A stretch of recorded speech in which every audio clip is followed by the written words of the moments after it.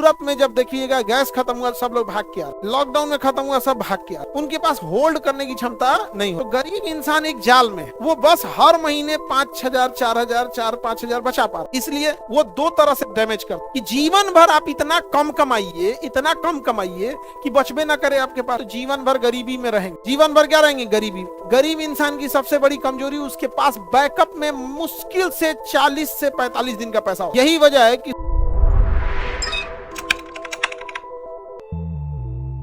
SC/ST किसी के लिए अब समस्या नहीं रह गया, अब उनके लिए एक मुद्दा है चुनाव जीतने का, और ये इसी में खुश हो जाता। अरे बाबू, तुमसे हम सीधी बात करते, तुम एक अस्पताल बोलो, एक यूनिवर्सिटी बोलो बनवाने के लिए, कभी नहीं बनाएगा। और हम लोग से तो जब मिलते हैं सबको ऊपर से खान सर नमस्ते, अंदर से तो लगता है कि बाप हो बाप, इतना मतलब पता है जो फुल मार्केट खराब कर देगा। नहीं समझा गया? जैसे रिसेप्शन था ना, तो 100-150 से ज्यादा वैरायटी का खाना बना और इतने ज्यादा लोगों ने खाया, 3-4 ठो शिकायत किया सब हमसे, आप बिगाड़ दिए, हम लोग इतना रैली कराते हैं, पूरी सब्जी में काम चला देते हैं, अब सब कहेगा सब कि इतना इतना खिलाइए। हम कहें गजब यार। मतलब तुम नहीं दौड़ पा रहे हो तो बाकी का पैर हम तोड़ दें। तो अभी आरक्षण कहां तक चला गया? 2030 तक। कहां तक गया?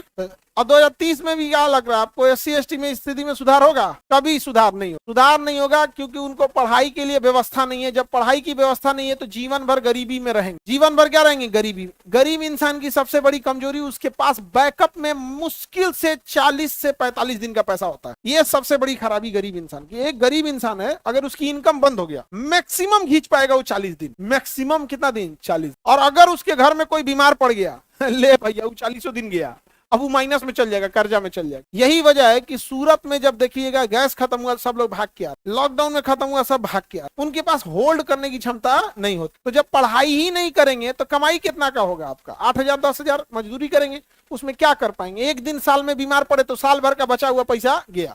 तो गरीब इंसान एक जाल में, वो बस हर महीने 5,000 4,000 4-5,000 बचा पा रहा है, तो उसे लग रहा है कि साल का हम कम से कम 50,000 60,000 तो बचा पा रहे हैं। लेकिन बबुआ, एक दिन तुम ICU में घुसोगे तो एक दिन का 50,000 ले लेगा। इसलिए वो दो तरह से डैमेज करता कि जीवन भर आप इतना कम कमाइए, इतना कम कमाइए कि बचबे ना करे आपके पास। तो यूनिवर्सिटी और कॉलेज नहीं खोलेंगे क्योंकि जो बच्चा इसमें चला गया वो भले उसकी ज्वाइनिंग होगी छोटे से सैलरी पे, लेकिन 2-4 साल बाद 5 गुना ले लेगा सैलरी। और मजदूर जो बिना पढ़े लिखे ज्वाइनिंग करते हैं, जितना पे ज्वाइन किए उतने पे बुढ़ापा में चल जाएंगे। थोड़ा सा का चेंजिंग आता है, तो ना इधर यूनिवर्सिटी खोलेगा और इधर हॉस्पिटल नहीं खोलेगा, क्योंकि जहां खोल दिया हॉस्पिटल खोले ना तो नहीं उतना में तुम चुनाव जीत जाएंगे। हो तब महंगा मशीन लगाएंगे, चुनाव जीत जाएंगे, समझे? एक तो अपने हॉस्पिटलों में चैरिटी में एगो मंत्री जी से फोन करा तो बोलेंगे इनका कम कर दीजिएगा। हम कहीं चैरिटी हॉस्पिटल है, मैं पहले से कम कम करा रहा है। महाराज आपको आदत लगा है धंधे कहीं हो तो वहां कम कराइए जहाँ लाख रुपया बिल लेते। अच्छा, जितने आप लोग नेताओं से पैरवी लगाते, याद रखिएगा आपका बिल अगर हॉस्पिटल का 1 लाख है ना, अगर जान जाएगा कि आप पैरवी ले हैं तो आपका बिल कर देगा 1.5 लाख। आपका बिल अगर 1 लाख है और नेता का पैरवी कराएंगे तो कितना कर देगा? 1.5 लाख। और नेताजी के कहने पे 30,000 छोड़ देगा, आपसे 1,20,000 ले लेगा। डॉक्टर को बेवकूफ बनाओगे।